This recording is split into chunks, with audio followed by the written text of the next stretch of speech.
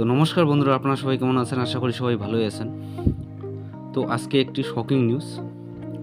৫ মিনিটের জন্য একটু কল্পনা করো যে হার্দিক পান্ডিয়াকে আপনার টিমে আনতে হলে আপনি কত টাকা খরচা করতেন?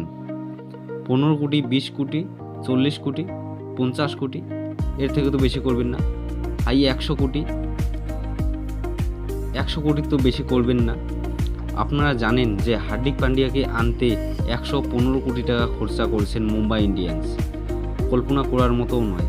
এটা আমি বলছি না, সব রিপোর্টার বলছে খবরের মাধ্যমে। জানানো যাচ্ছে হার্দিক পান্ডিয়াকে ১৫ কোটি টাকা দিতে হবে, যেরকম অফিসিয়ালভাবে দেয়। ১৫ কোটির সঙ্গে ১০০ কোটি যোগ করে দিন। তো হার্দিক পান্ডিয়াকে আনতে মুম্বাই ইন্ডিয়ান্সকে ১১৫ কোটি টাকা খরচ করতে হলো। তার মধ্যে ১০০ কোটি গুজরাট টাইটানকেই দিতে হবে, আর ১৫ কোটি টাকা হার্দিক পান্ডিয়াকে।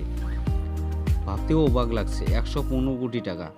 প্রশ্নটা এটা যে শুধু হার্দিকের জন্য ১১৫ কোটি টাকা, না সবার জন্য? এটা সবাই জিজ্ঞাসা করছে যে মুম্বাই ইন্ডিয়ান্স হার্দিকের জন্য এতটাই করছে কেন। হ্যাঁ, হার্দিক পান্ডিয়া খুব ট্যালেন্টেড প্লেয়ার।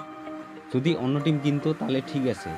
মুম্বাই ইন্ডিয়ান্সের তো ক্যাপ্টেন আছে রোহিত শর্মা, বিশ্বকাপে ১০টি ম্যাচ জিতিয়েছে। মুম্বাই ইন্ডিয়ান্সের হয়ে 5টি ট্রফি দিয়েছে। মুম্বাই ইন্ডিয়ান্স এত টাকা দিয়ে হার্দিক পান্ডিয়াকে কিনতে, এর পিছনে কারণটা কি বুঝতে পারলাম না।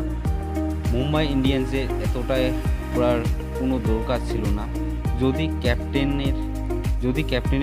হার্দিক পান্ডিয়াকে নিতেন, কারণ রোহিত শর্মা তো আছেন মুম্বাই ইন্ডিয়ান্সের, সূর্য কুমারও আছেন, এখনও টিম ইন্ডিয়ার ক্যাপ্টেন্সি করছে।